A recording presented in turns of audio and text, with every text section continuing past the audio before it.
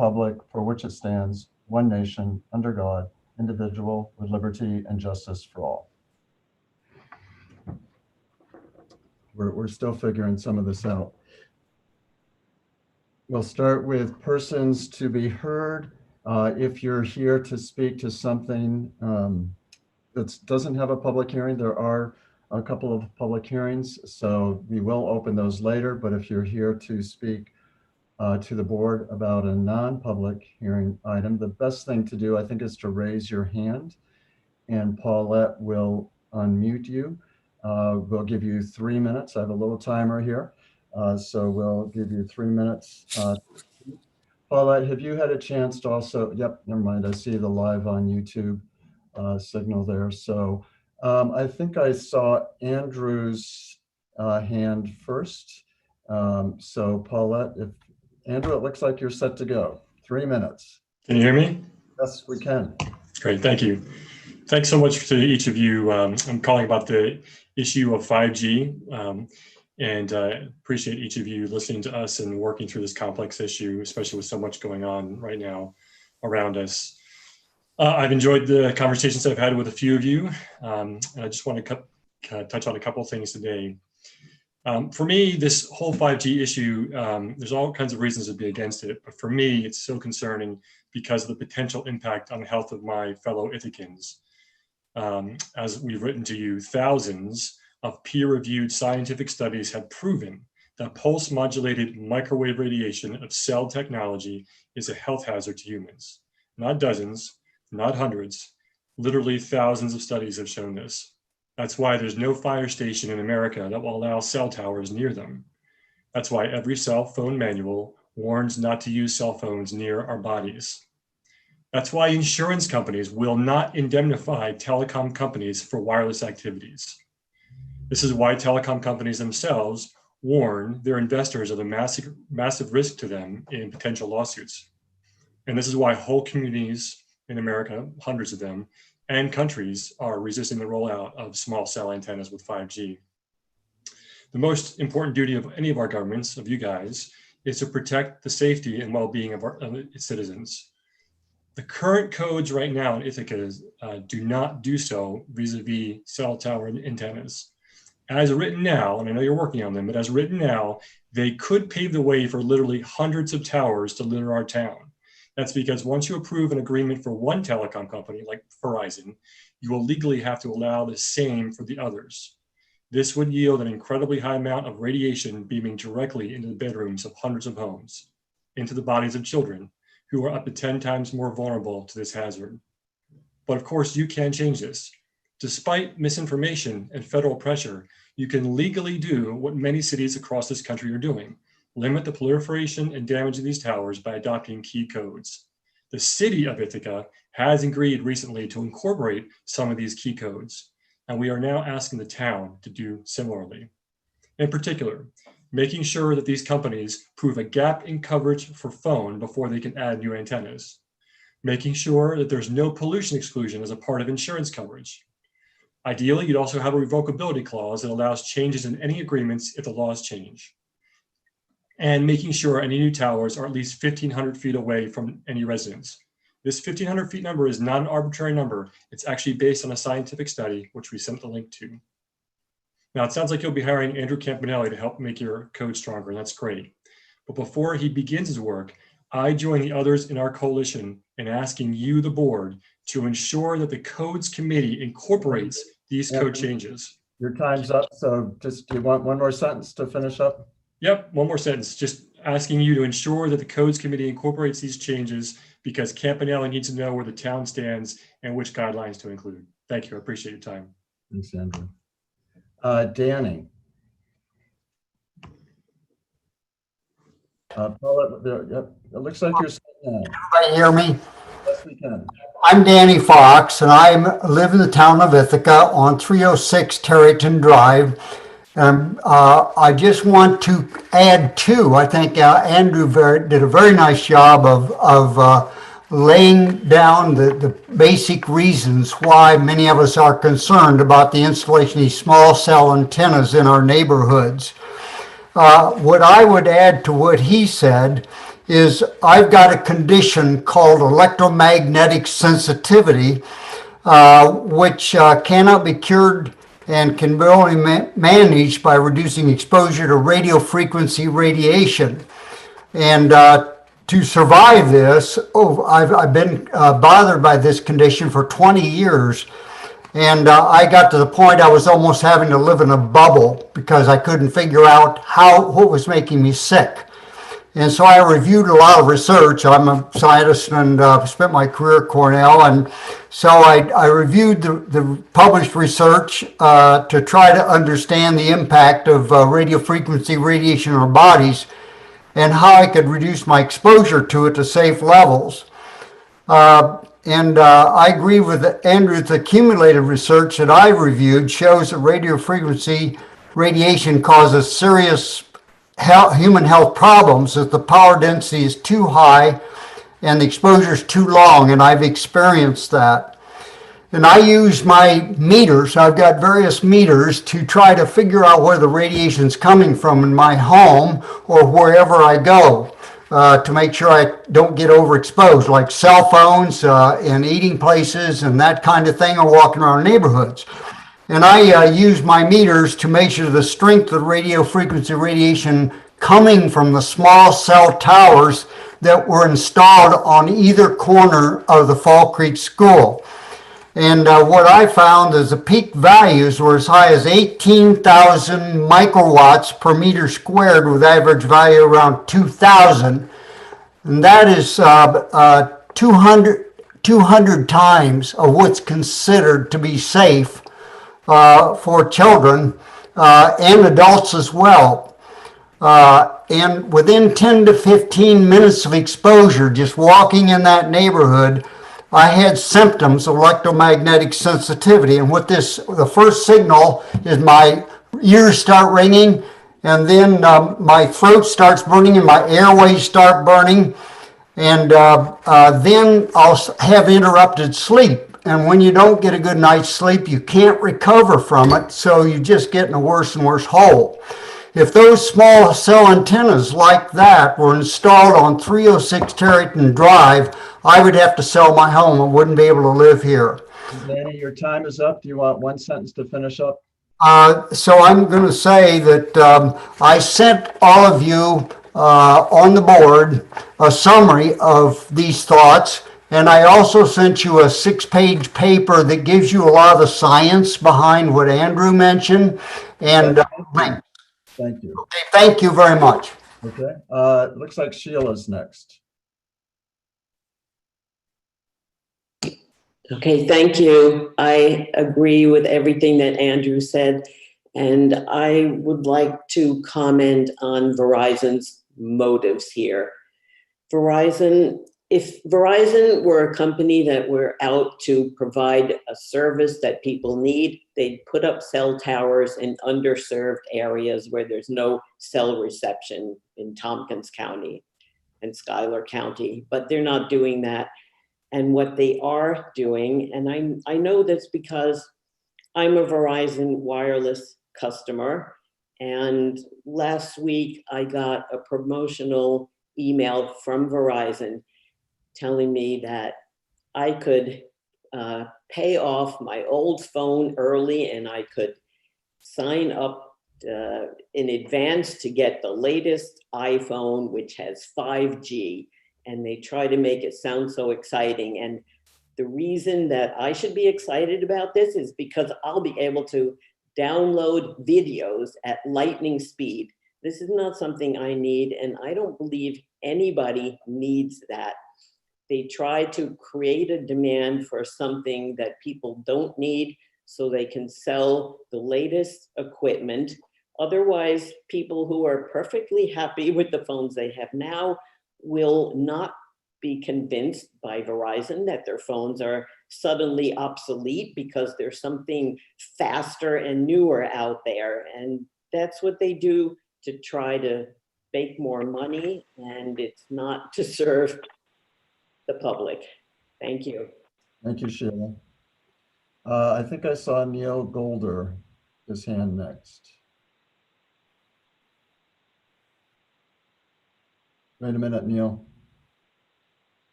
Well, there you go. Oops, you just got muted again. Neil, you're muted right now. I think there Okay, you about now. Okay. Oh, good. So, hello, everyone. I see a few familiar faces. It's always a little strange being on Zoom, but I see Paulette and Mike, and I think I've met Rod somewhere, and I'm sorry if I don't recognize other people, but anyway, hello, everybody, and thanks for having this. I don't have a lot to add. I'm here because of the 5G also. And I don't have very much to add to what Andrew and Danny and Sheila said. They seem to have covered it quite well. I did want to say something about that. I think we have good alternative to 5G with, cable and fiber optics, which, as I understand, is much safer and doesn't have the health detriments of 5G. So that's what I have to say. Okay, thank you, Neil. Is there anyone else who would like to speak to the board on the topic? I would like to talk if I could. Rebecca, okay, hold on, let me get my little clock set here. Okay, go ahead.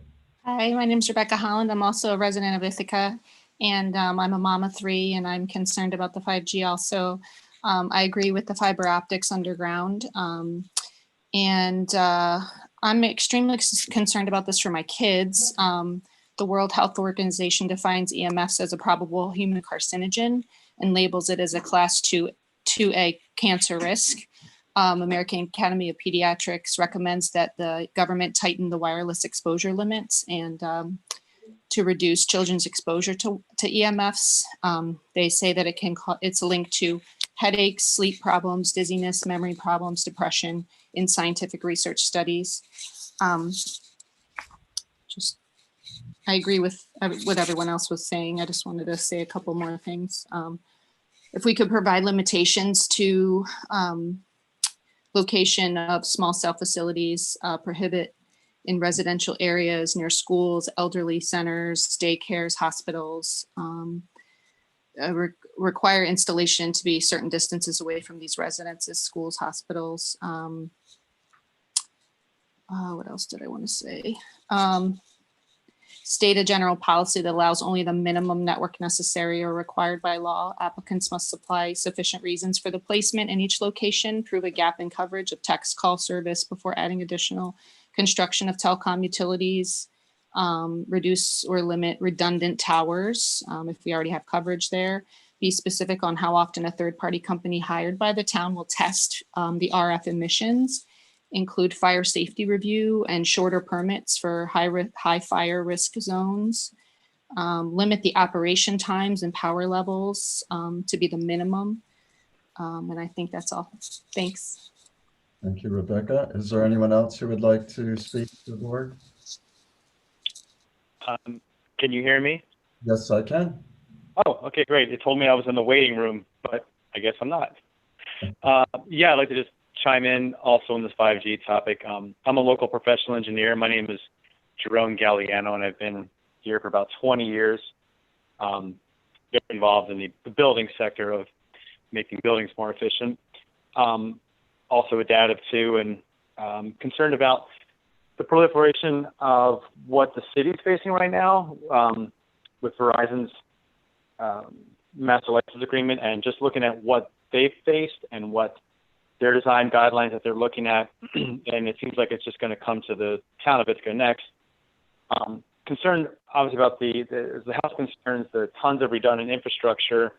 From an energy point of view, it would, looking at the energy action plan, the government greenhouse gas emissions of the city of Ithaca and town of Ithaca, it would increase the city's greenhouse gas emissions by about 16%, and the town's, if there were a similar equivalent number of antennas in the town, by about 20%. So it's got a lot going against it, and I don't think it's very clear what the benefit is for us residents. And I think it's also very unclear that it's not going to provide internet for households or businesses. It's really about mobile data connectivity.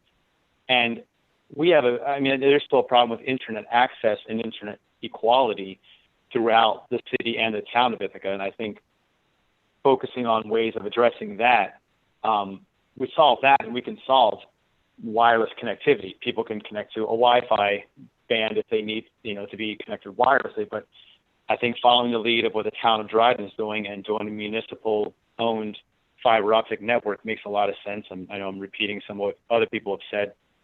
And I think we just have to be careful of making sure that we're protecting ourselves and our the town's making sure they're putting in codes in place that can protect the town of Ithaca so that we're minimizing redundant infrastructure. We're establishing safe distances from, people say, what is safe?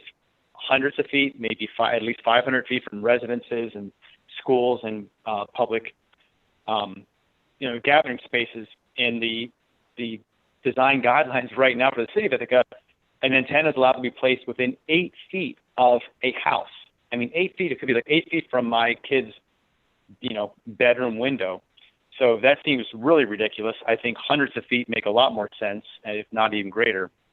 And also to look at establishing, making sure that any possible agreements that do go in place in the future have liability insurance in place without any pollution exclusion, meaning not allowed to put some liability insurance that doesn't cover the potential impact of the overexposure of the wireless frequency radiation over time. Maybe some people already said it, but I think it makes a lot of sense since our city and town are so intertwined that And hopefully the town of Ithaca can work with the city. Your time's up. If you want to just give a sentence to close it up. That's about it. I really appreciate your time listening, and thank you for the opportunity. Okay. Is there anyone else?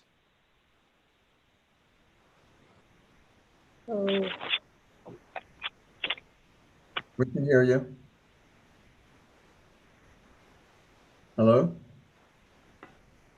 I'm trying to unmute. There's a telephone number that ends in 3646.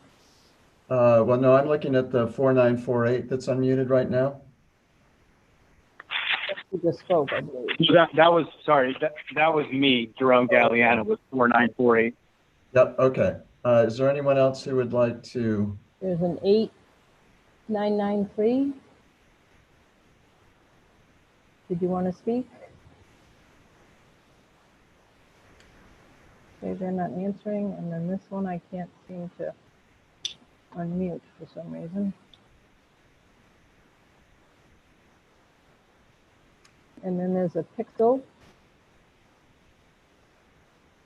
I'm sorry, there's a what? A Pixel, it just says Pixel, like it's a type of phone. You must be seeing phones that I'm not seeing. So is You there? have to go to page 2 because we have so many people here. Okay. There's a little arrow. And then I did receive one email from Irina Perez, who is speaking about 5G. I said I could read it or send it out. There's nothing new in there. I can read it if you would like. Sure. Okay. Hi, my name is Irina Perez, and I'm a town of Ithaca resident. I want to participate in tonight's meeting by expressing my concern about 5G cell phone antennas and towers. I would like to urge all the town board members to protect our town from hundreds of unnecessary and dangerous 5G antennas and towers. Hundreds of towns, cities, and countries around the U.S. and the world have successfully stopped telecommunications companies from installing 5G. They know that wireless radiation like 5G is dangerous for human and environmental health. It has been shown to be carcinogenic for humans, and it kills bees, trees, and birds. Scientists around the world are calling for a moratorium on 5G.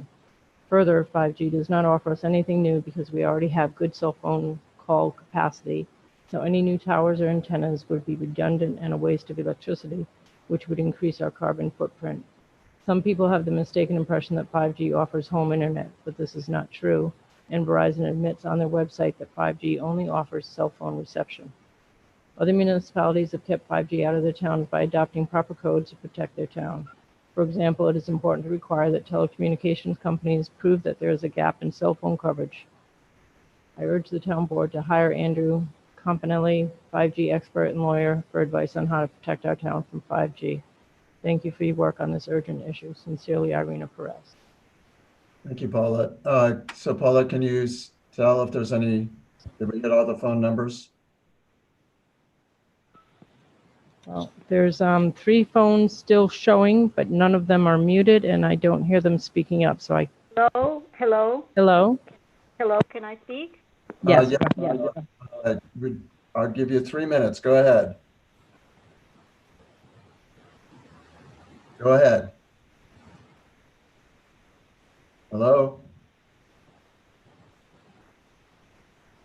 You can go ahead and speak.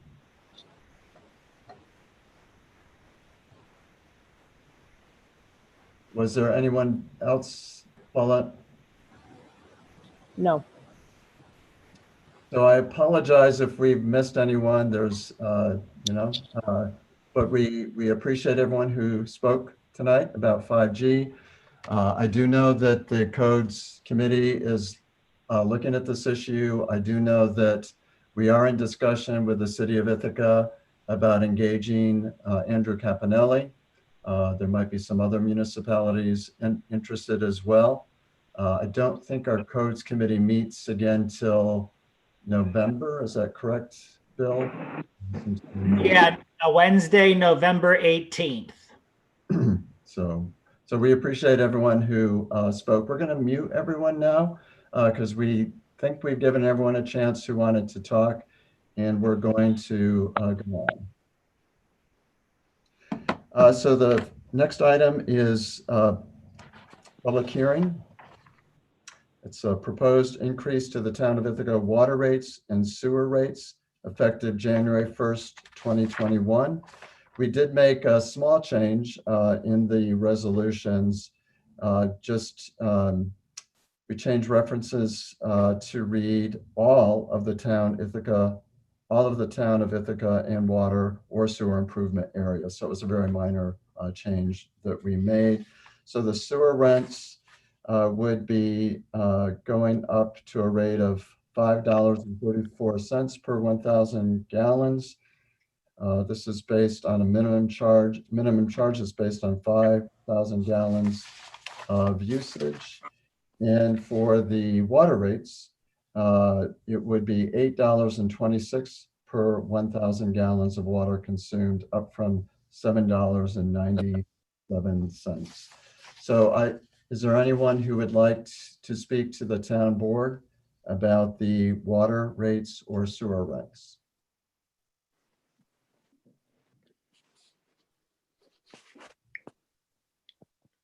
And Paulette, do folks know that they can send you a chat if they're trying to speak?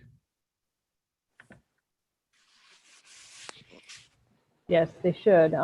My public hearing notices say that you can send me an email during the meeting, chat.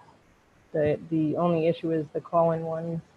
So I just unmuted them for a minute while you were asking if anyone wanted to. I didn't give the time that I opened the public hearing, but it was 5:53. Yeah. Some of the phones just aren't letting me. If I hit unmute, it just doesn't do anything. So I have no idea what that is. So I don't think anyone is here to speak to us about those. So I'm going to close the public hearing at 5:54. I will now open the public hearing. If anyone is here to address the town board about the 2021 preliminary budget, we're opening the public hearing at 5:54. Is there anyone who would like to speak to the town about the 2021 proposed budget?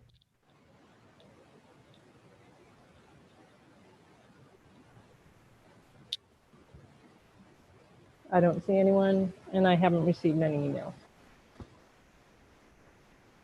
Okay, we will close the public hearing at 5:55. I keep setting the timer on myself here. Hold on.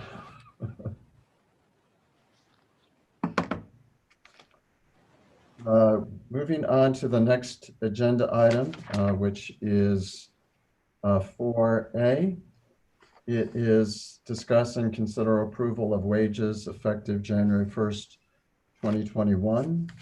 There's two resolutions. We'll start with the one regarding the town of Ithaca salaries, wages. Is there someone who would like to move the resolution? Pam, is there a second?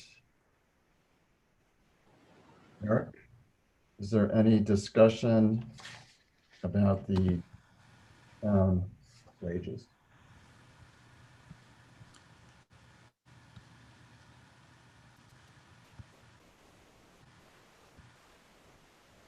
Okay, let's go ahead and take a vote. All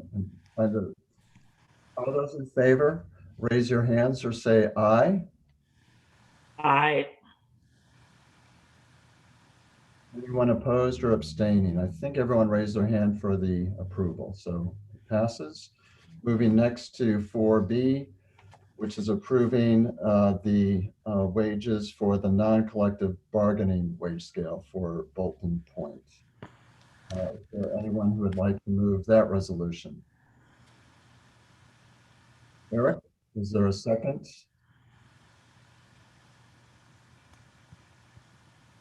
Pam, any discussion? All those in favor, raise your hand or say aye. Aye. Looks like it's no one's abstaining or vetoing, so it's unanimous. Okay, thank you. Next, we're moving on to discuss and consider the Town of Ithaca 2021 preliminary budget. We did. Rod, I'm sorry to interject. Were we supposed to vote on the water and sewer rates? Oh, did we not vote on those? Yeah, there were two resolutions there. We kind of blew right past them. Oh, we had a first and a second, right? We just didn't vote on them? I don't, No, no, we didn't have we didn't. anything. We just kind of, yeah, I shot you a chat, but yeah. Yeah, there's too many things to keep track of here. got it. The vote. So let's go back to the water and sewer rates. Would someone like to move the sewer rents, the resolution about the sewer rents? Eric, is there a second? Rich, any discussion? Good. I just wonder if we could modify the resolution to reflect what the sewer rate is being raised from. Because I noticed that the water rate resolution has that information. So I suppose that could be done retroactively if we don't have that handy right now, but just think for informational purposes, it might be helpful. I agree. It's a good idea. So the first and second, you're okay with adding that? We can do it after the fact. Okay. Any other discussion or comments? All those in favor, please say aye or raise your hand. Aye.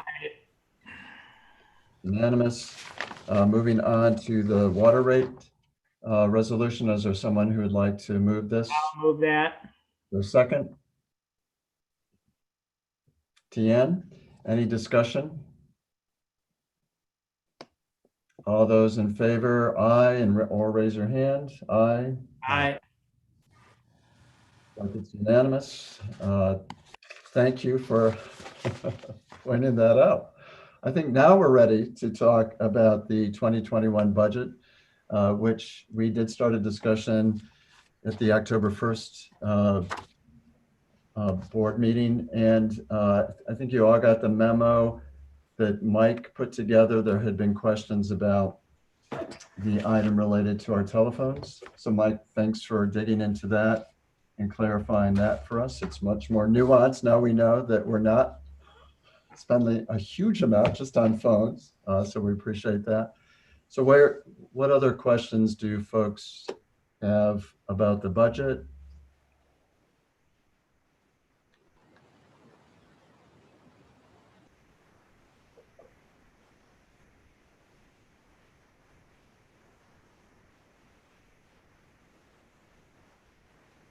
I guess there's no other questions about the budget. Is that fair to say? I'll move the resolution of adoption. Is there a second? Eric, any further discussion? Okay, all those in favor of passing our 2021 budget, raise your hands or say aye. Aye. Aye. Looks like it's unanimous. Again, if I miss somebody who's not raising their hand when we ask for a aye vote, let me know. But okay, we have a 2021 budget. How about that? Good work, everyone, on that. Normally, that would be an excuse to go get a drink after the meeting, but unfortunately, these are different times. Are different. Oh, look, some people have the drink in front of them. Okay. Next is setting a public hearing regarding the adoption of the revised official town map. The public hearing would be on November 9th. Would someone like to move the resolution? Tian, is there a second? Eric seconds. Any discussion? All those in favor? Aye, raise your hand. It's unanimous. You also were sent information about the easements on both Laughing Goat Fiber Farm and the Indian Creek Farm. There's no resolution. We just want to acknowledge the receipt of these reports, but does anyone have any comments about the reports? Mike Smith, as usual, does a nice job putting these. I don't think Mike's on the call, is he? So Sue, you can tell him that doesn't look like there's any questions because he did such a good job on putting together the reports. Okay, I'll move on.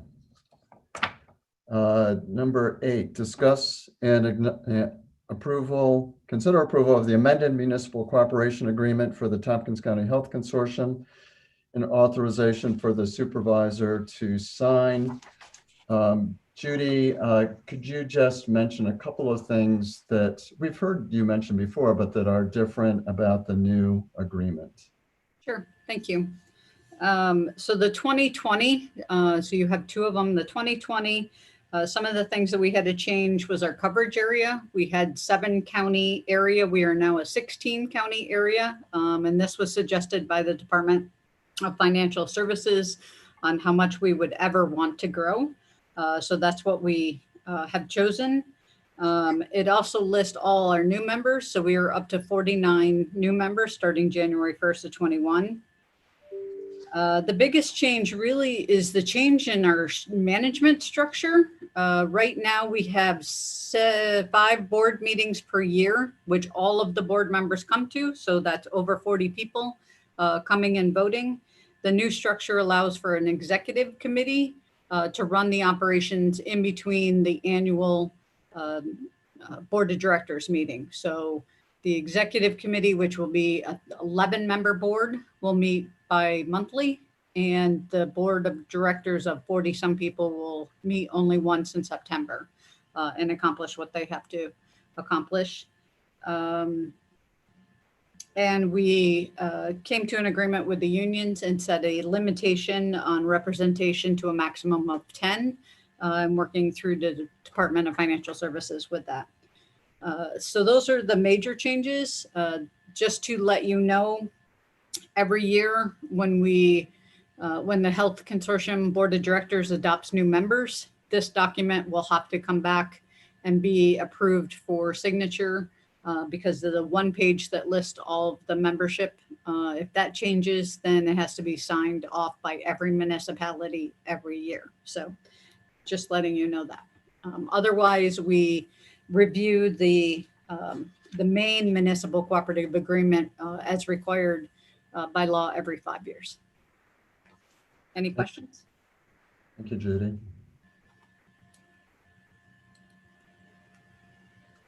Would someone like to move the resolution?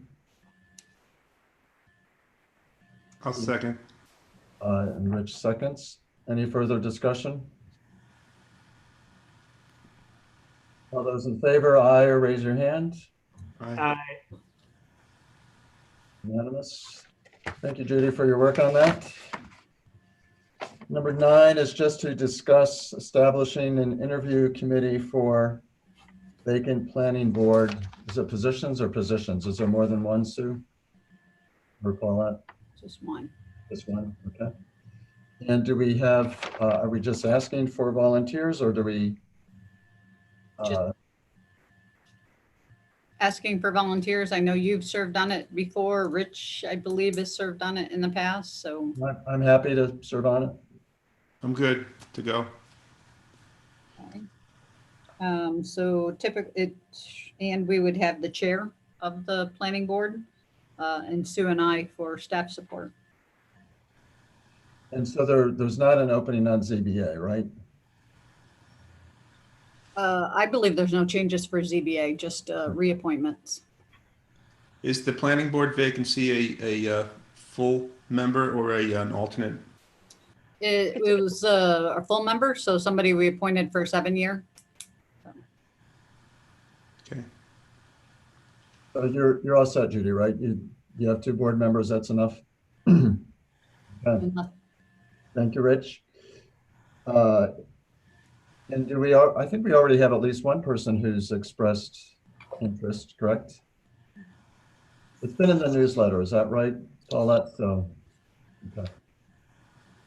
Moving on to number 10. Discuss and consider promotional appointment of finance officer. So you know that there was a committee put together that included myself, Eric, Pam, and of course Judy was involved. So we originally, I forget how many, Judy, do you want to just summarize how many applications we received, how many we chose to interview? And of course, one person pulled out before we had a chance to interview them. But do you want to just review those numbers quickly for us, Judy? Sure, we had 5 applicants, and the committee reviewed the 5 applicants and chose 2 for interviews, and one pulled out at the end as he had accepted another position. So we did interview our intern, and went ahead and interviewed our internal candidate. Would someone like to move the resolution? Eric, is there a second? Ann, any discussion?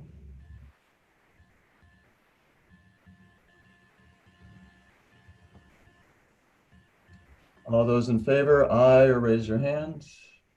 Aye. Unanimous? Rod, I'm sorry, may I ask a question about the planning board vacancy? And Yes. other than going on in the newsletter, how else are we letting people know that we are looking for possible members? Did we put anything in the newspaper? Have we done anything other than just the newsletter? It gets sent. I just want to congratulate Donna. Donna, congratulations, yay. Yeah, congratulations, Donna. I'm sorry, Donna. Okay, Paulette, I don't know or Judy, how else have we done other ways of marketing the planning board? Yes, I send it to the Human Services Coalition listserv. I sent it to our media distribution list with a note to please publicize wherever and whenever they can. I think I saw it in the Ithaca Voice, and I'll be doing that again. The newsletter is going to go out hopefully tomorrow afternoon, and I send that to the media distribution list there too. We don't run a legal ad or anything. No. It's also been on our webpage under Quick News before when we first knew that there was going to be an opening. Right now, I don't think it's on there because it's taken up with public works and budget stuff. But now that the budget is done, I'll pop it back on there too. So it's right on the front page. Thank you very much. Rod, you can put it on your Facebook page. Remember, it's not my Facebook page. It's the town's Facebook page. Yes, I can.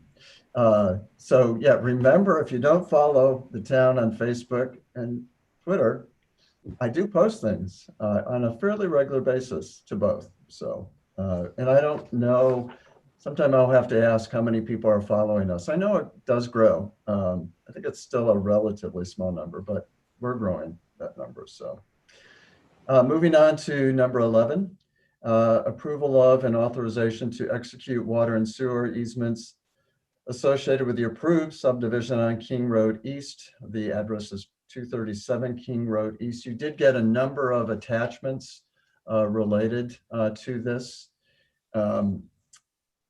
So Dan is prepared to answer questions if you have questions, but let's first move the someone like to move the resolution?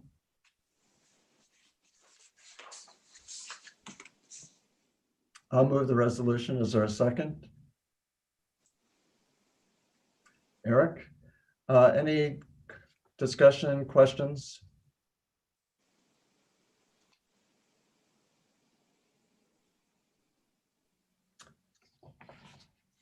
Rich. Sorry, I momentarily blanked out here. Are we dealing with number 12? Number 11. I'm sorry. Okay. This is the easements on King Road. Right. Sorry about that. Thank you. All those in favor, raise your hand or say aye. Aye. It's unanimous. Now we'll move on to number 12. This is showing support for financial assistance for an over-target budget request to the Tompkins County Legislature regarding funding a broadband planning study.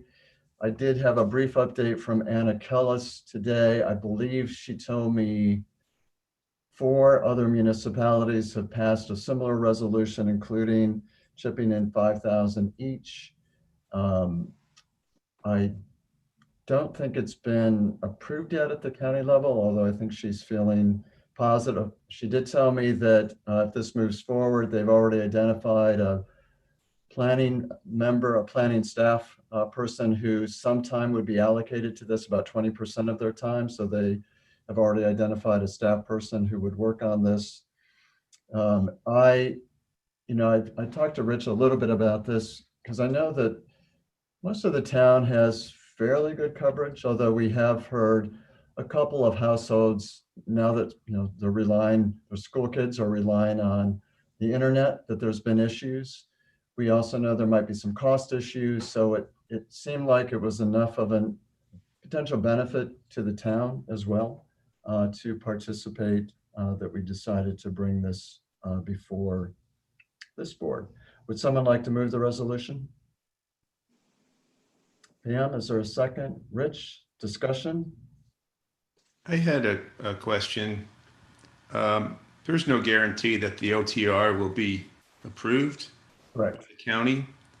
And I wonder, we're obligating $5,000 whether that happens or not. Is that correct? Or is this contingent upon the OTR being approved? Yeah, the last resolve says if the budget request is approved, then the study is undertaken. Oh, thank you very much for clarifying that. I missed that. That's all I had. Oh, well, I did have one other question. I'm sorry. We reference Fujitsu, but we don't describe what Fujitsu is or what they might be doing. I don't know whether you have any information to fill in that that gap, but it just seems kind of obtuse to be throwing a name around and then be giving no information whatsoever about their role in this. Yeah, I did, Rich, as you know, I did sit in on a call about this, but I don't remember. It's a company that I know that they're tackling. We can certainly. Are they a consultancy? Are they the company that's going to be presumably doing the study? I'm not sure. I'm not okay. Sure. But it's easy enough to find that out and add to it. If since I think you seconded this, right? Yeah. So why don't we do that? We'll add a sentence of clarification for that after the fact.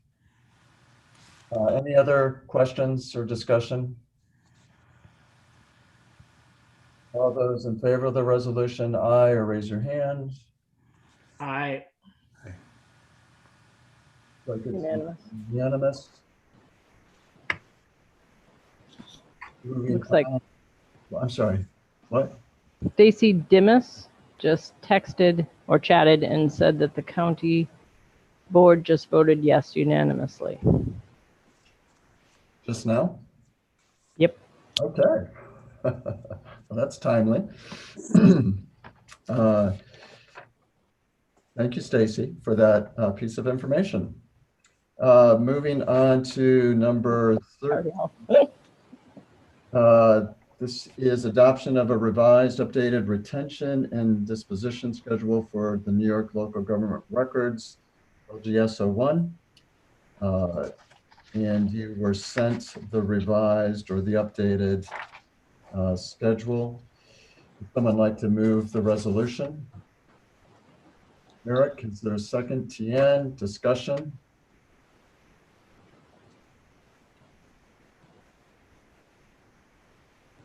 Rich? I appreciate the backstory. There's quite a involved and somewhat convoluted history here, and I'm still trying to figure out what the impetus is for this, assuming that the digitized records are the official record.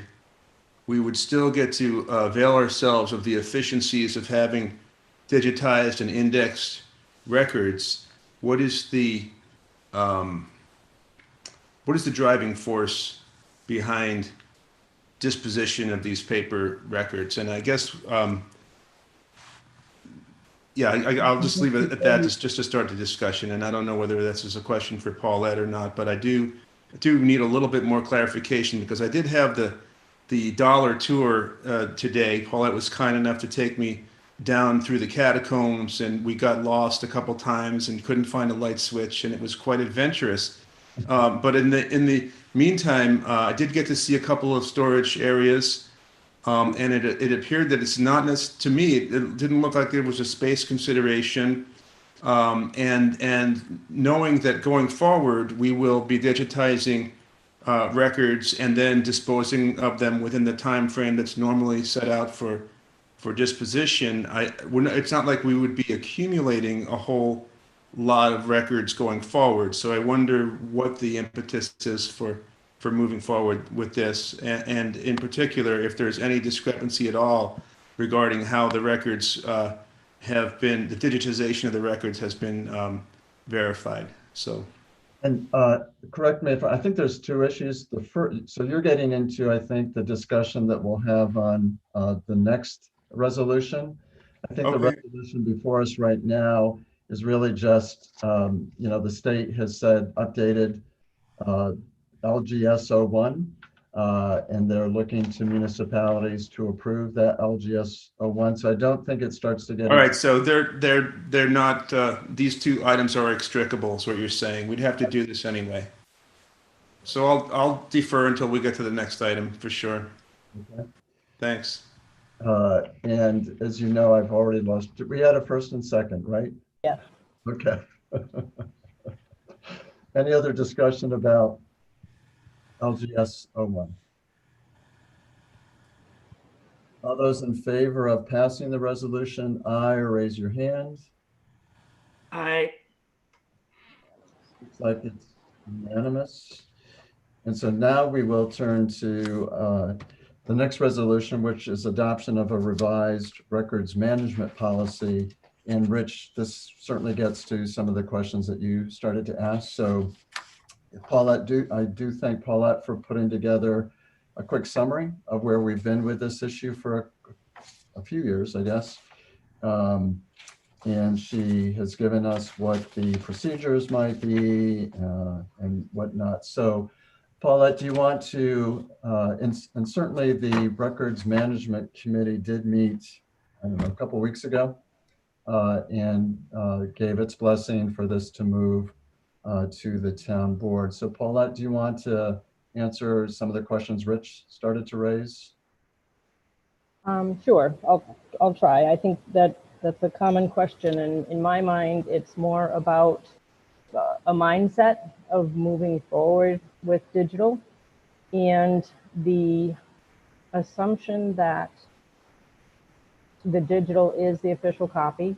And if something were to be refiled, if somebody found something and refiled it downstairs without it being scanned, if they went to add a piece of paper, then they would be able to do that because the old file would still be there and they could put it back in there instead of saying, oh, I need to scan this and add it to.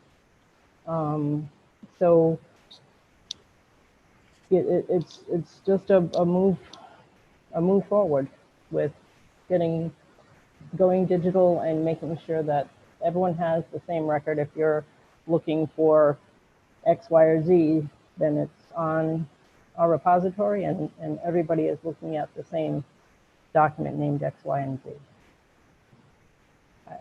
I don't really know what else to say about that. Rich, I'm not sure, she might not have answered all your questions, so.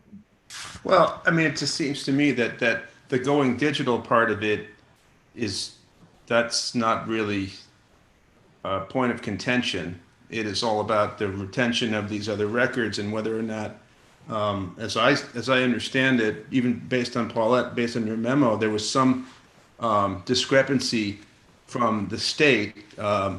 Michael, what I forget his last name, but there was some sort of either a misunderstanding or some misinterpretation about how records needed to be verified, and so I wonder whether or not the records that are currently slated for disposition have been verified in accordance with what we now understand the guidance to be.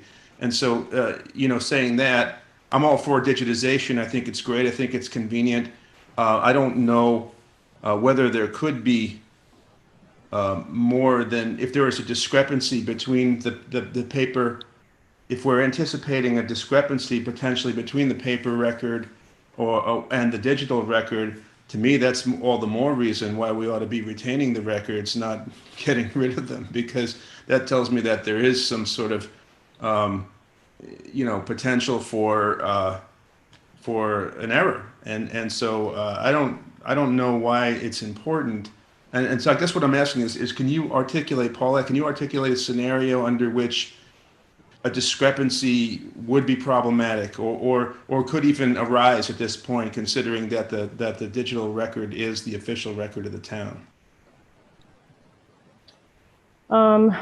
Yeah, maybe I think of it as the reverse. So if you 2 years from now you get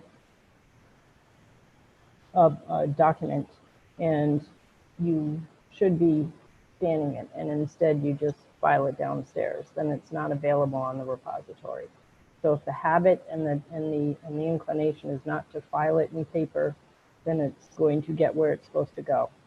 The ones that are down there, the policy outlines that a department head has to sign off on the destruction, even the ones that have been checked by Challenge and the county and us.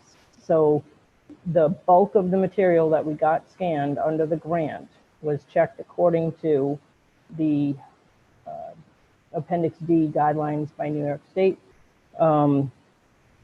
which is the 20, I think it's like 25%. You check, and if error is below 3%, then you assume that batch is good and you go on.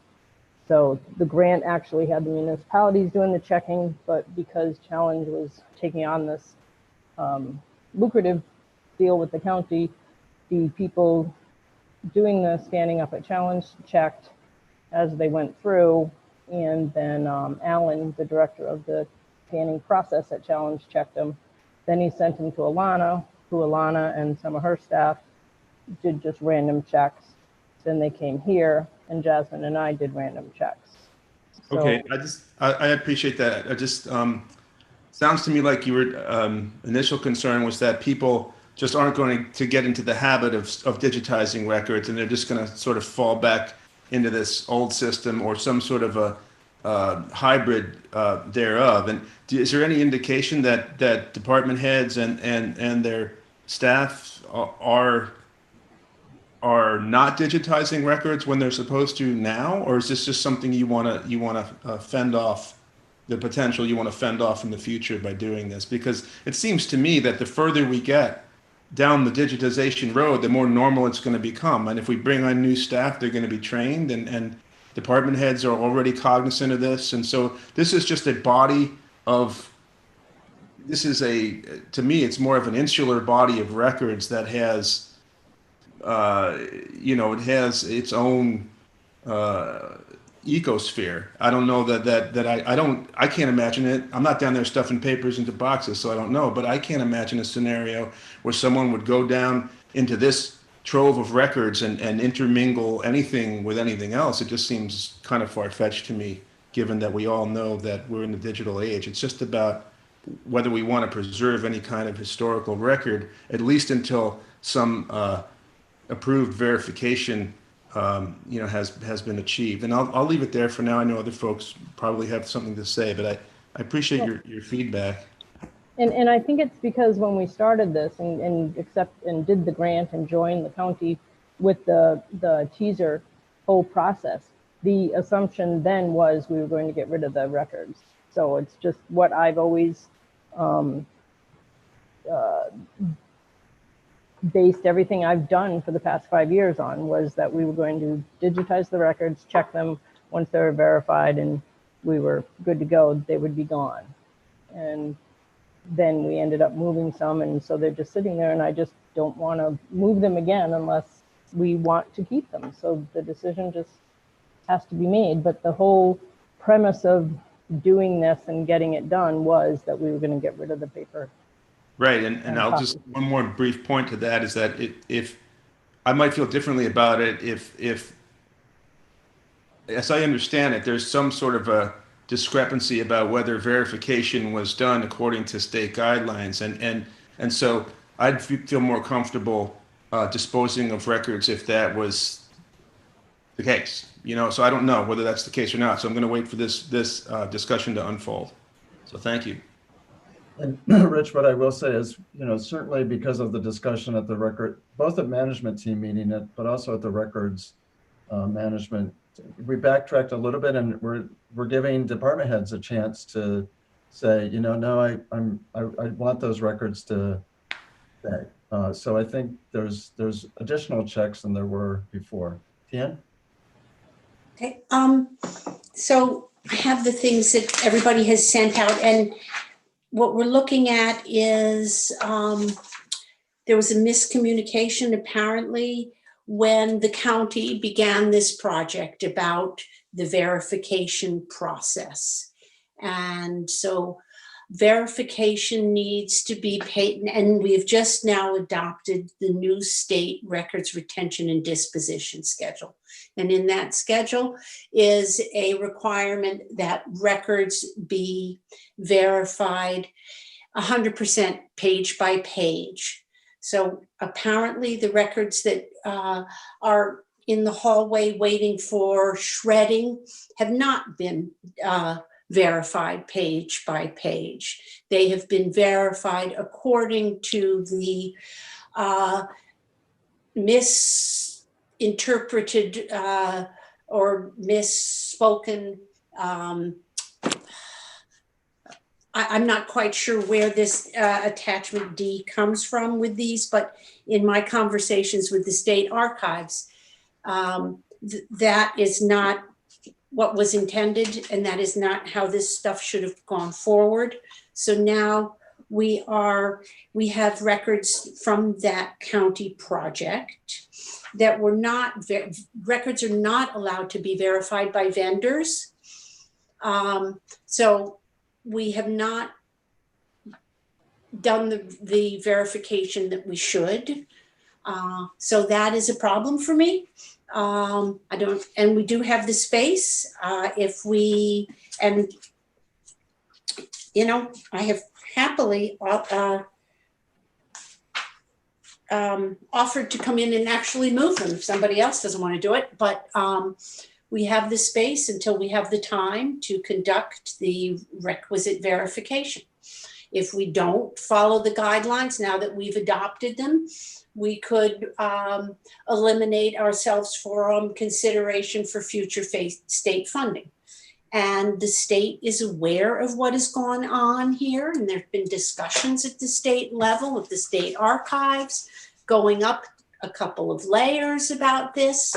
So I'm not quite sure that it's particularly wise of us to dispose of these records since they have not been handled in compliance with state recommendations. I don't think there's any need to look back, nor in my conversations with the state did they seem to want to look back. I don't know, there may be a liability issue, but we're not going to go there. And so I don't know why we would continue with something that the state has told us we shouldn't be doing. So that's a problem for me. I also wanted to go over the stuff that we got, and I had a couple of questions on it. First, I wanted to determine who's on the Records Management Advisory Board. Who are the voting members on the Records Management Advisory Board? Eric and Rod and you. Okay. All right, good. So. And I just want to, for informational purposes, the Appendix D was in effect even before the LGS one. That came from the New York State Art and Cultural Law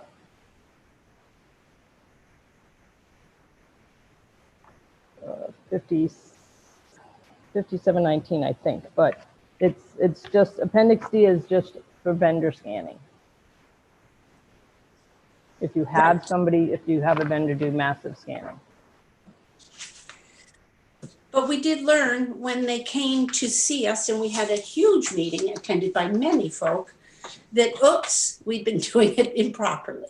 So, and I don't, I'm not faulting anyone for that. There's apparently a miscommunication. But so what?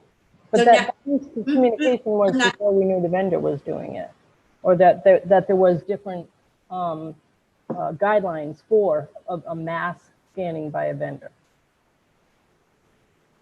But it's neither here nor there. Okay. And Tian, so you had some specific questions about what's in the material? I do, okay. Absolutely. Okay, so on page 1 under powers and duties of the records management policy, they talk about the duties of the Records Management Advisory Board, which seems like there are quite a number of duties here. We're supposed to assist in the efficient administration, determination of value, use, preservation, storage, and disposition of the public records kept, filed, or received by the offices, departments, boards, and committees of the town of Ithaca. And that we have 2 meetings a year. That seems like a rather full plate for a committee that is only meeting twice a year. So I would recommend that we change that. Going down under powers and duties, we have a 2 that I don't think needs to be there. You can get rid of that 2. And I think A, B, and C, you want to have under this number 1. Am I correct? I don't know. It looks to be that. Paulette, do you agree? Yep. Okay. Okay. Although Yeah. this is all the same as our existing policy that we adopted like 5 years ago. All I did was change the LGS. I know, but you're asking us to revisit it and re-adopt it, right? Yep. So I don't think that 2 meetings per year are enough for records. That's a big part of what the town does, is maintain and keep records. So then on page 2, all right, that's good. Under point 1, under the Records Management Advisory Board, there was some place here. Okay, under custody and number 1, You have the RMO as the official custodian of all town records and the person ultimately responsible for all archival records. Did you want to add inactive records to that, or somebody else in charge of inactive records?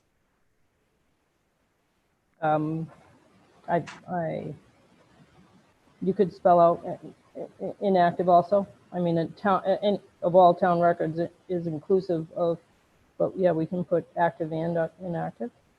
Okay. On page 3, under definitions, number 4. And Tian, just before we leave it, so it does say we'll meet at least twice yearly, so I don't see any reason we couldn't meet. I mean, the group could meet more than twice, but it does say at least. So it doesn't preclude. It's only been our practice to meet twice, so I think it might be advisable to up that number a bit, so that we actually do it. I mean, it is hard to, herd us cats into meetings. So maybe if we met every other month, maybe 6 times a year, something like that.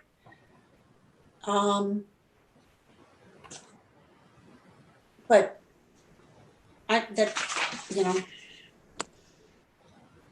think it would be better. There's a lot that goes on about records management that, I don't know, we might be a little interested in. Maybe not, but.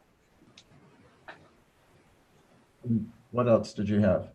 On page 3, number 4, you have records disposition, the removal by the town of Ithaca. And Paulette, do you have removal here instead of destruction because these are electronic records? I mean, we can't just remove them. You have to you have to destroy them because they, in some cases, have information that you don't want flying around the parking lot or whatever. So I didn't know why we had removal there, but there may be a reason.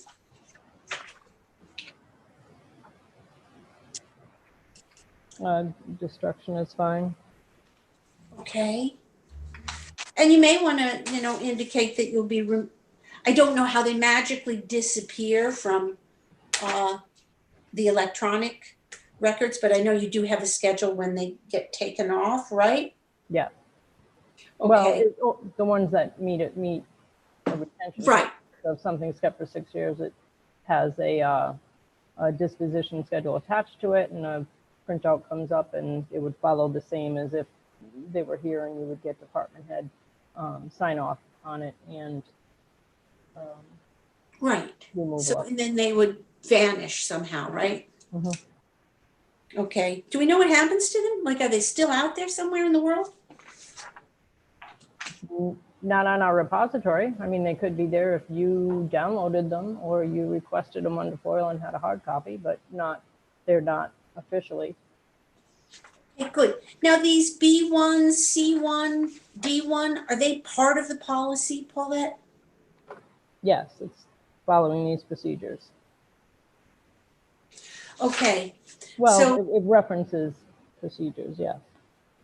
So on B1, under procedures and processes, number 4, could we add the word completely? Open the document and verify each page was captured clearly and completely.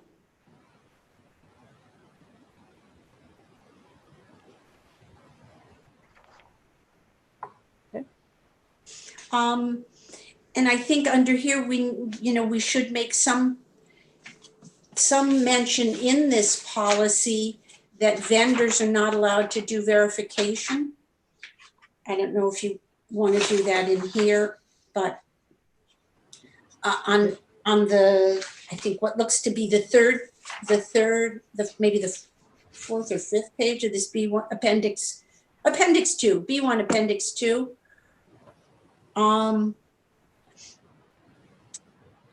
You may want to add some mention of requirements for who can do the verification.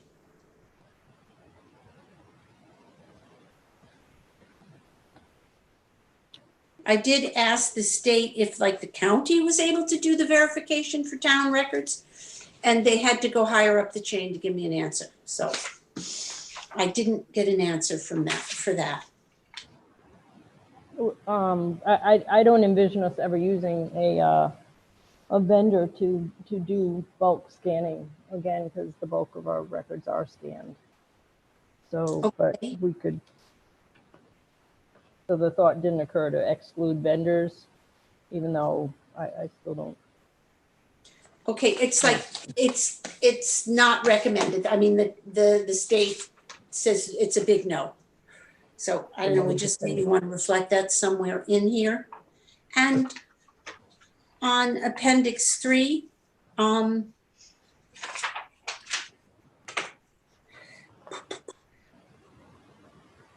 these, I'm not entirely familiar, Paulette, with the indexing system, or, and are these best practices standardization? Are these kind of normal processes for normalizing the data that is hand entered?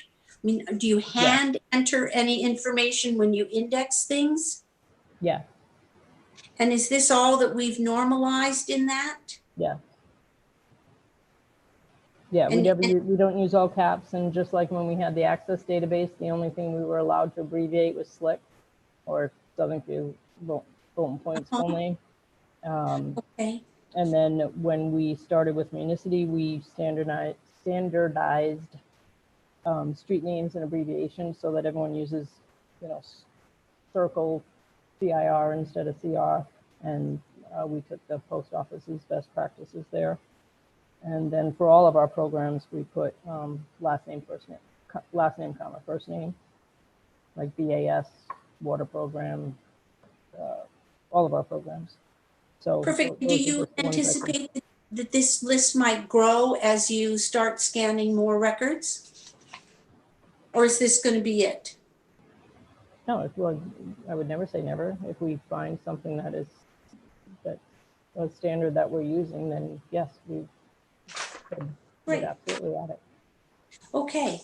And so these sampling methods, then I guess I'm confused by this Appendix D, because it does not seem to reflect. Is this from the new L, whatever it is? Yeah, the Appendix D is the vendor verification appendix from the New York State laws.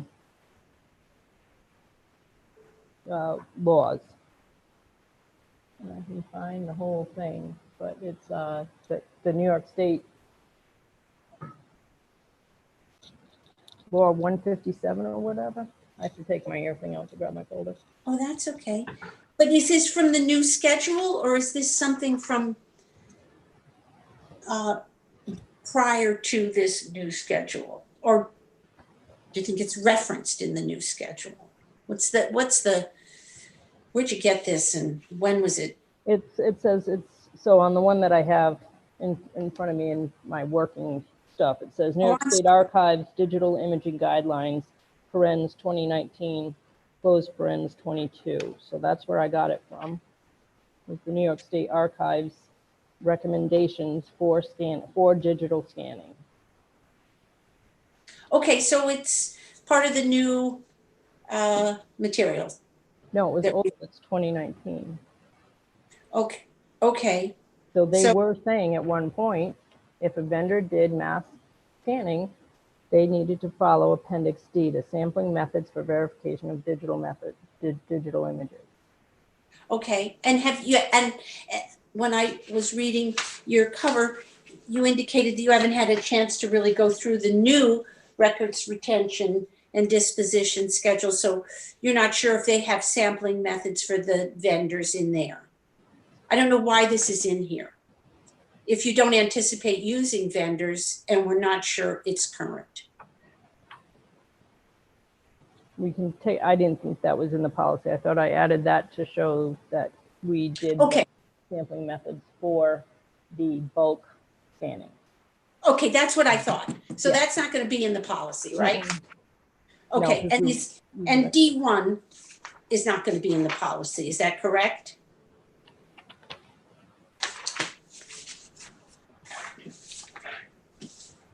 Correct. Okay, so we're just adopting then A1 and B1? Or are all of these things past B, were they just to inform our discussion? I mean, They past were A. to inform your discussion. So all we're adopting is A. Yeah. Yeah, because C and D are just background material on what in What my, happened? my understanding was what happened. And then the ones that were marked D, which are referenced in the memo, that's why I numbered them like that, are pulled from New York State law. Perfect. So I guess then, Yeah, so the LGS 1, D1 is from the LGS 01, suggestions for record disposition. okay, so all we are doing is adopting A1, pages 1, 2, 3, and what looks like a 4. Right, and then appendixes, which are just examples of the settings on the printers and the scanners, and the an example of the sign-off sheet, and a list of, as of now, best practices as far as standard capitalization and standardizing abbreviations and such. Okay, so you don't want to have B, C, and D as part of the records management policy under consideration.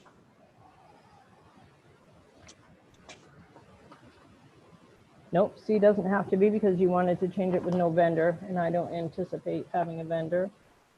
And D is just the section from the LGS 01 that speaks to getting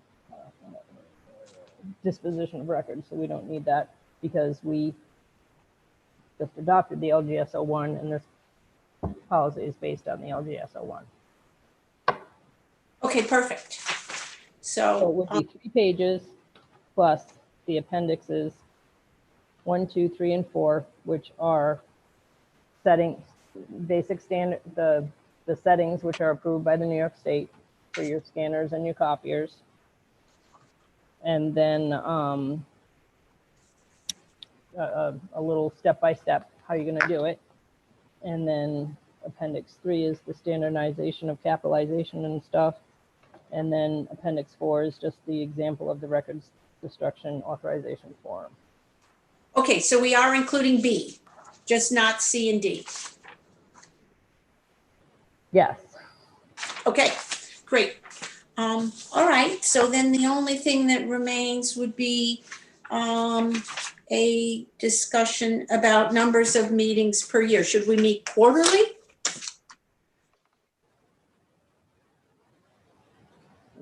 I would be in favor of saying at least quarterly. Okay. Paulette, is that okay? Yep, that's fine. It's just boards and departments.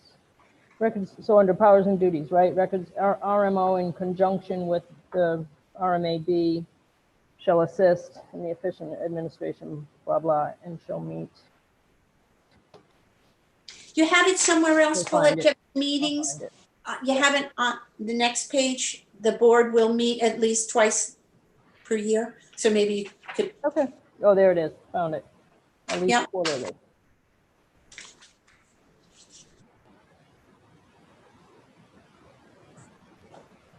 Okay.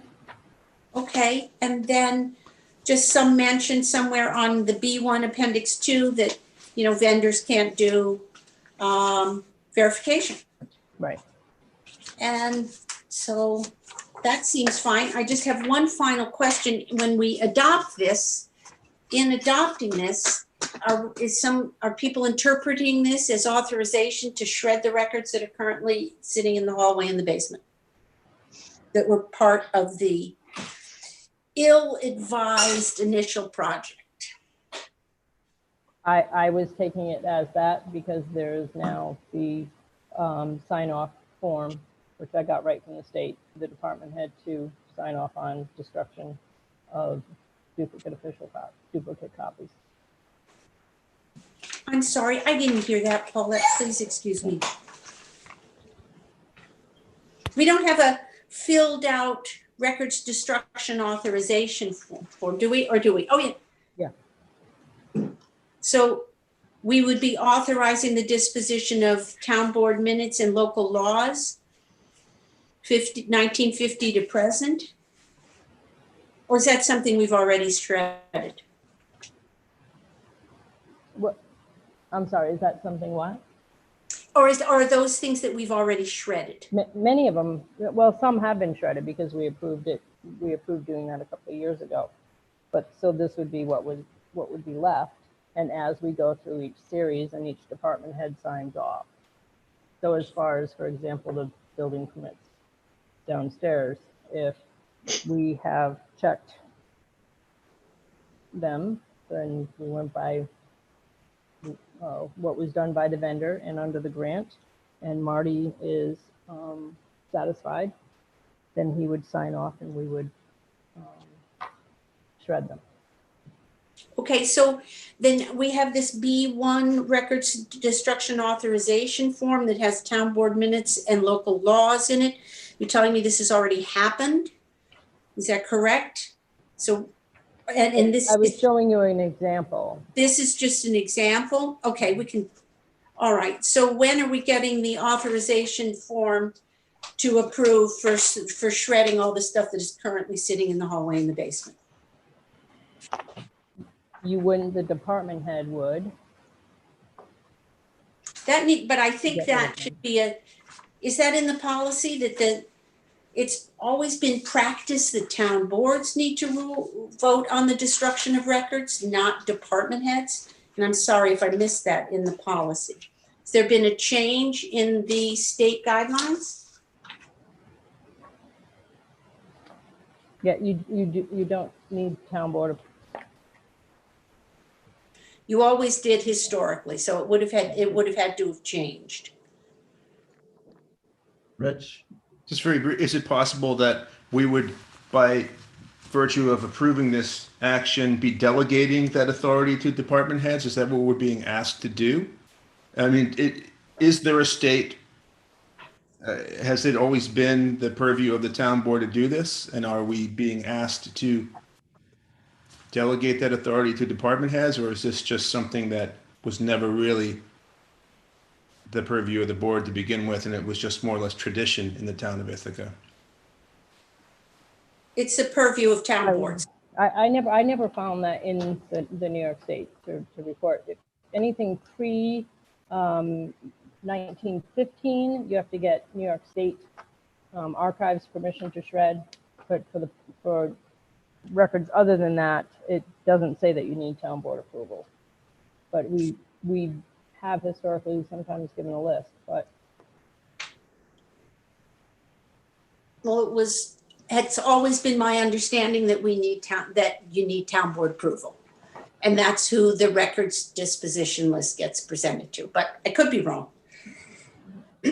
No. And I'm sorry, I don't have an old schedule to check and show you, but.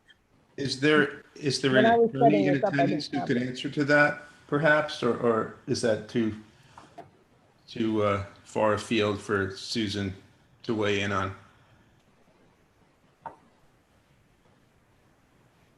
What's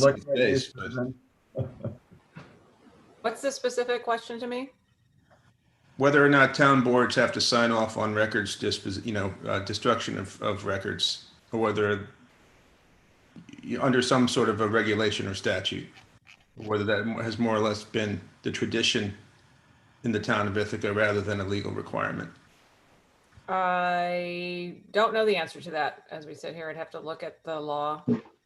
So I would just like to, can you hear me? Yes, we can. Okay.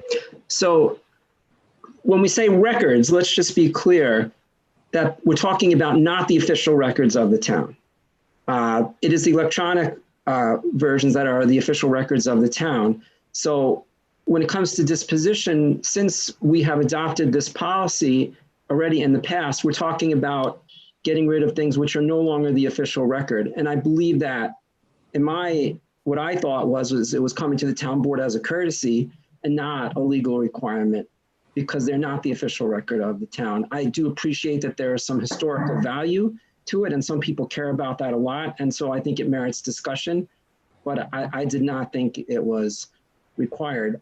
To me, we had a record management advisory board meeting, and Tian didn't really bring up any of the things, and she just is having us all have a records management advisory meeting right now. I think if there are all these questions, maybe we should go back and have a records management advisory board meeting and table this unless Tian is ready, because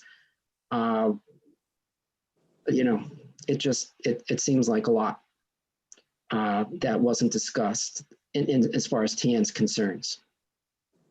Well, we haven't verified the records according to state recommendations. So that it's not that they're no longer the official record, but the fact we have not verified them. And so, yes, you may say that the electronic is the official record of the town, but you're not able to destroy the original copy that this, was scanned until you verify that everything has been captured. So yeah, I'd be willing to take it back, because I just think we need to really think kind of carefully about this. I'd like to see how far we get on a vote tonight, because it feels like we've been talking about this a lot, and I don't think it's making any way. This is my question for the night. I cannot remember if someone moved and seconded the resolution. Did we move and second this resolution? I'll move it. Eric moves it. Is there a second? I'll second. So further discussion? Pam. I just have a simple question, and I'm not, and I think my vote would depend on the answer. Have we met the requirements of state law in terms of verifying that whatever we have electronically is identical to whatever we propose to discard on paper? No, we have not. We have. There's a difference of opinion on that. So Tian, go ahead, and then Paula. Tian, go ahead. It's not a matter of opinion. We haven't met the requirements. We misinterpreted the requirements, or the county misinterpreted the requirements. So then my next question is that something that we can do? And is it something we can develop a plan to do, maybe through that committee that's going to be meeting more often? Yeah. You could. To me, it's unreasonable, because we did meet the requirements of the state under the vendor guidelines of verifying records. We have 1.7 million pages scanned. If we're going to look at every single page, it's going to take quite a while. So if we have a state, what is it, a requirement, a rule, just a guideline telling us to look at every single page, what would happen if we don't look at every single page? Well, we would be not following the guidelines of the state records retention and disposition schedule, which we have just adopted. I'm wondering if we have an opinion from council on this. And while she's, go ahead, Susan. No, I'm sorry. I would have to go back and look at the schedule requirements, see what the requirements and the state law say about verification. So I'm sorry, I didn't know this was going to be an issue or, yeah. Sure. So I'm just not ready to answer that tonight. Okay, thank you. Bill, I saw your hand up and then Pat. Yeah, I'll just add a couple of things. So I did sit in on the Records Management Advisory Board. I'm not a voting member, but I sat in, and I'll say something now that I said then.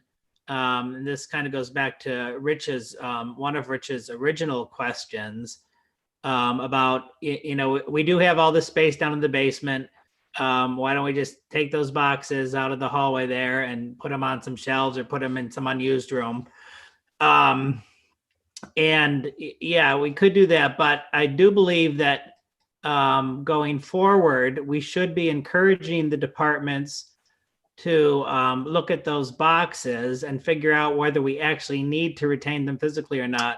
Because I would rather have us go through them now and do whatever verification, you know, by staff internally that the department heads feel are needed for, like, the building permit boxes, and then get rid of the paper copies, just so 20 years or 30 years from now, we don't leave it to some other, you know, town board or some other town staff members to have to figure out, oh, you know, what do we do with all these 30-year-old boxes that have been collecting dust in this room over here?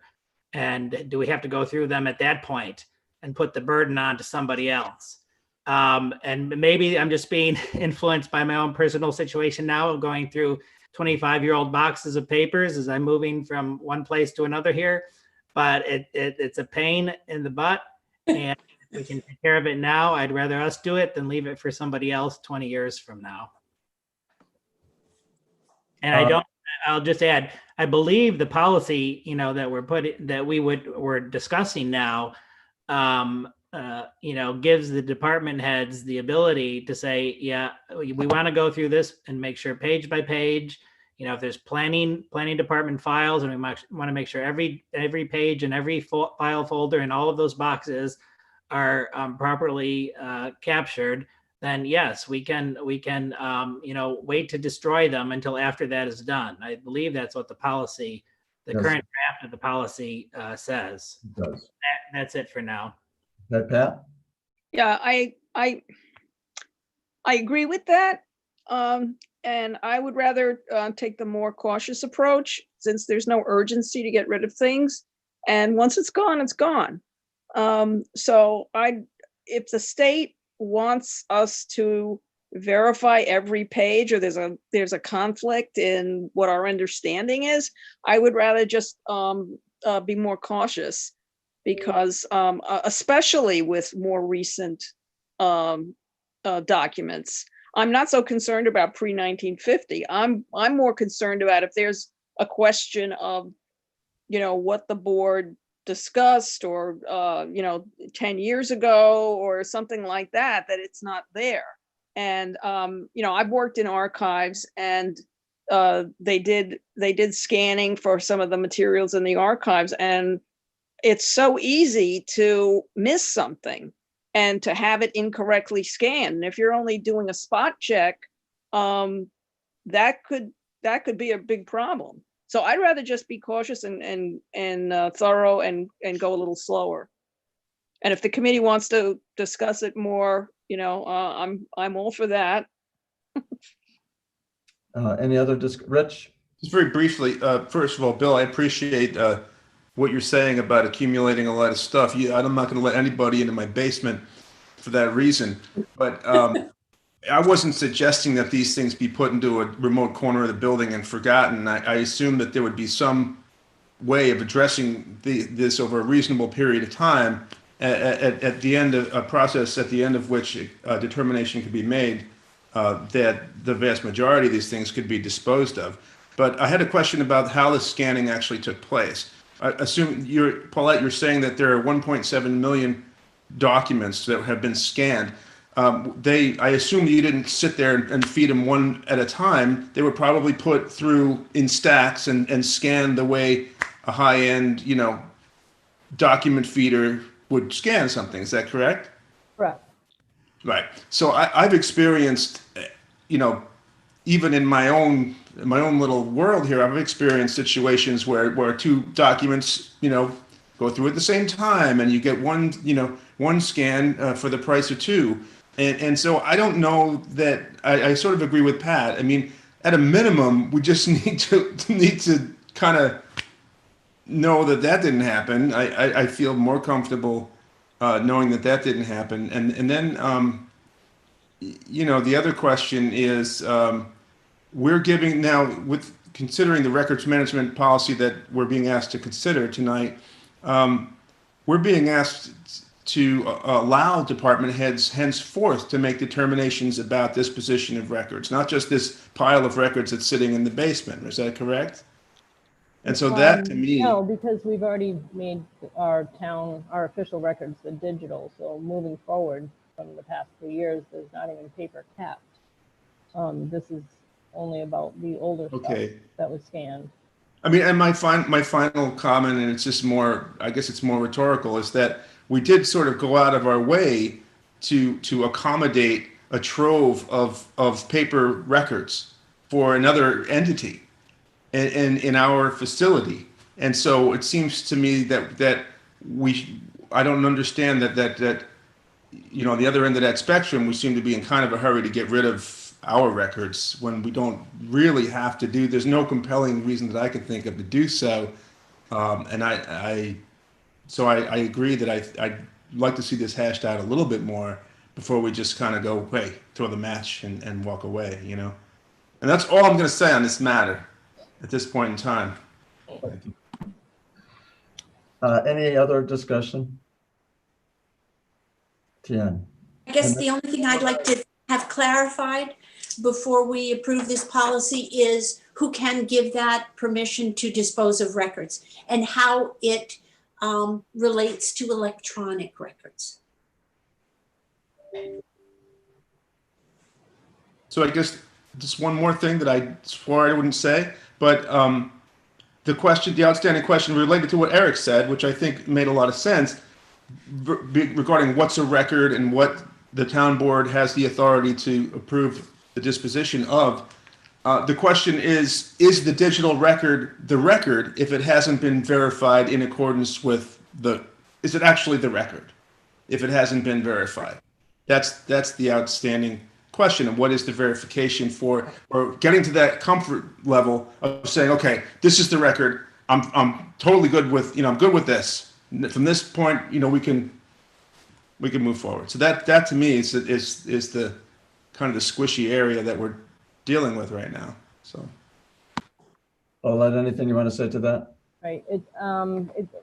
We did this on the assumption that we were comfortable with a less than 3% error on the random checks by four different levels.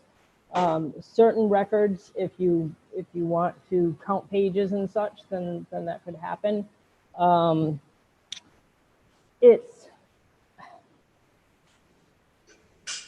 in my mind, we have met the standards set by the guidelines by the state. So you have to tell us whether or not to move forward with it or not.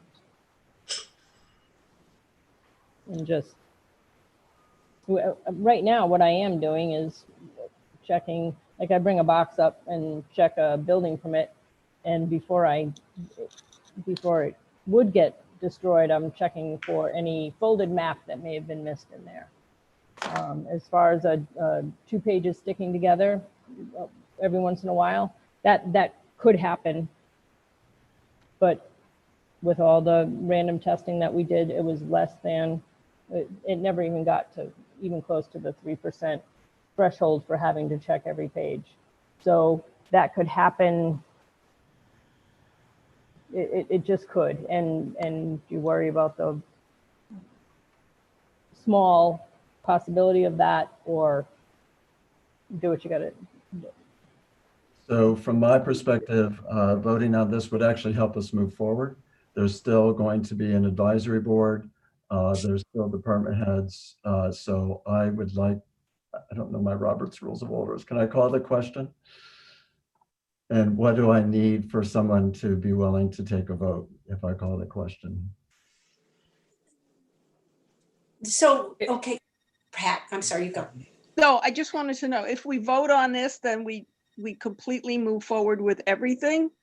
If we say yes?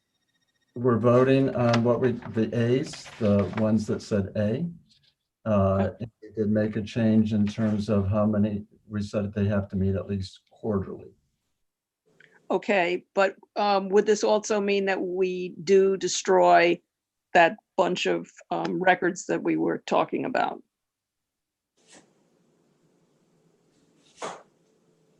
I think it can go back to the records management to just verify and the department heads. So yes, potentially. So it does, so we're not automatically getting rid of those records if we vote yes? Well, what I would say is we can have the records management and the department heads take another look at those boxes. So you're telling us, When I called the question, what's the procedure if I call the question for a vote? We have to vote. Yeah, that calling the question cuts off all debate and you vote Okay, on the resolution. I called the question. Oh, I wanted to hear what T.N. was gonna say. I called the question. So all those in favor of moving forward on the resolution, raise your hand, please. All those, it looks like there's 3. All those opposed, raise your hand. Okay, it's opposed. We'll kick this back to the Records Advisory Board. I want to go to the advisory board. I want to know what council has to say. I want to know that we've done what we've done. What's that, Pam? Oh, I'm sorry. I thought I was muted. I was mumbling at Jeff. see at the meeting too? He's making dinner. All right, so we're moving on. Saved on YouTube. Moving on to consent agenda items. Would anyone like to pull anything from the consent agenda? Can you give me 5 seconds to review the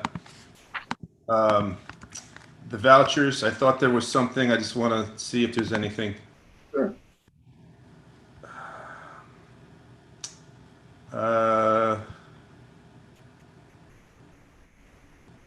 No, I don't need to pull it. Thanks. Okay. Would someone like to move the consent agenda? Eric, is there a second? Pam, any further discussion? All those in favor, aye, or raise your hand. Aye.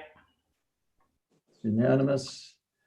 Report of town officials. By the way, you, of course, as always, you got the financial reports ending September 30th, and you've got the code enforcement report. I'll just, so we've decided to have the Personnel and Organization Committee review our protocols for COVID-19, given that we had some positive cases among our employees. Today's Monday, right? Management team meeting, we are going to propose 2 slight changes that can happen, if this board approves. We don't have a resolution. We're just looking for sort of a yes, but we really want the formal review to happen at P&O. They meet next Monday. What we would like to say to staff is when you're in a conference room, even if you can safely distance 6 feet, you'll wear a mask. And that gives people the option of still being at their desk, because most meetings, you can either be in the conference room or if you're here, you can be at your desk. The other one is we do have a form. There's a checklist that people have to fill out at both facilities, answering questions in the morning. We had started allowing the temperature check to be optional. So we're going to reinstate the temperature check as not being optional. So those are the 2 changes that we're planning on discussing at management team Wednesday morning, and then let P&O look at the other protocols. I just want to remind folks that the positive cases were not work related. They happened at a non-work event. And if we weren't following protocols, we probably would have had many more positive cases. But there wasn't any spread, as far as we can tell, that the 3 people who tested positive had all attended this event. So any questions about that? Are people in favor of reinstituting taking temperature before you enter the 2 facilities and requiring masks in the conference room for meetings, even if you can socially distance?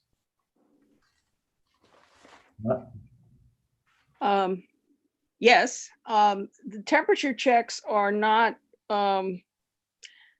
considered necessarily definitive, since the thinking is that people are actually most infectious before they develop a temperature, before they develop symptoms. It doesn't hurt, I guess, to take temperatures, but I don't want to give us a sense of false security because we're doing that. And I was hoping that the protocol could be revised. Maybe we'll talk about this at the P&O committee meeting, but I'm still very concerned about not requiring masks to be worn by our public works people at work sites, even though they're outdoors, because they get very close together. And so I'd like us to think about requiring masks. I've seen work crews on the street wearing masks. They require them apparently in Syracuse, and I've seen them around town with masks. They just don't have them up over their nose. But I really feel that we should put more emphasis on wearing masks in almost every case. So that's a real point of potential infection when people are that close to each other. And Joe, what is happening now for work crews when they're out on a site? Hi. Joe, Excuse me? Go ahead, Joe. I mean, the crews are supposed to be, when they cannot be maintaining social distancing, wearing a mask. You know, I can't speak for every single one of them. You know, when they go across town, that's what they're instructed to do. So, what do you mean when they go across town? I'm talking about when they're actually working together, and sometimes the work requires them to be pretty close to each other, definitely within 6 feet. They should be wearing a mask on protocol. We are requiring them to wear masks in those cases? That's correct. Okay, great. So as I said, the 2 things, and Pat, we know that the taking your temperature is no guarantee, but it's just sort of another thing to put back in the mix. So it sounds like people are in favor of us reinstituting that and requiring masks in the conference room. And then people will look at, Judy's there's sort of 2 different documents. Judy's going to combine them for P&O before the meeting next Monday. So any other questions about that? Rich? Yeah, just a question for Joe. Crews, I guess I would assume, are instructed to wear masks if they're traveling together. Do crews travel together, or are we trying to limit that at this point? I assume people, you pile into pickup trucks or whatever, right? Yes, most definitely. They're supposed to be wearing masks when they're in the vehicle. We are not in a situation where we have 1 employee per vehicle, so there are multiple people in a vehicle. Jim Weber would have put that in his budget. He would have asked for 1 vehicle per employee. So I'm just putting that out there. You may want to maybe we can discuss that during the Public Works Committee and the fleet replacement, if you'd like. Okay. Thanks. But yes, it's been reiterated to our staff multiple times that when you are in a vehicle together, you must wear a mask. And I do want to thank, as you can imagine, Judy and Joe have spent a fair amount of time on this issue now in the past week, looking at who's been where and charts and all that kind of stuff. So thank you both, Judy and Joe and Judy said that the health department has been tremendous to work with, and they haven't suggested we change anything at all. That they said you're doing all the right things. But again, we do want P&O to look at our protocols. Pam? It's a question for Joe. I was just wondering if you're going to be available to attend the P&O meeting on Monday. Most certainly. Okay, great. Thank you. Yes. So any other report from town officials?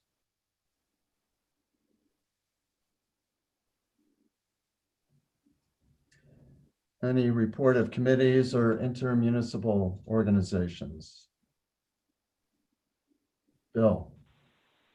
Yeah, just quickly to repeat what Rod said at the beginning, that we are, well, codes and ordinances did not meet this month.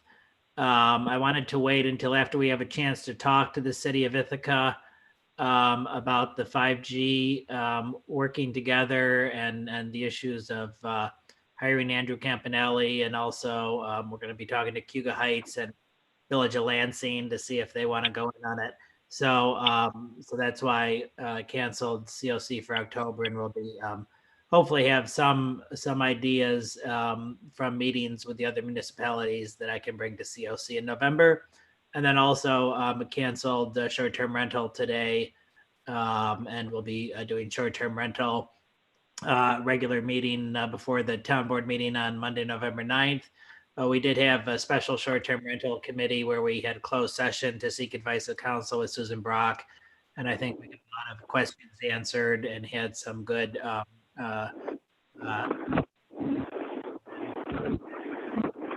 into our discussion at our next open meeting in November. That's it. And I think I heard that short-term rental is going to be wrapped up by the end of the year, right? I'm very excited Well, about yeah, that's assuming I get moved by the end of the year. you got the list of the correspondence. Any questions about what was on the correspondence list? Anything else? Okay. Is there a motion to adjourn? Pam, seconded by Rich. All those in favor? Okay. Pam, you can go eat now. Tell Jeff you're ready. Thank you. Jeff is very hungry and he's glad. Me too. What's for dinner? Chicken and rice. Come on over.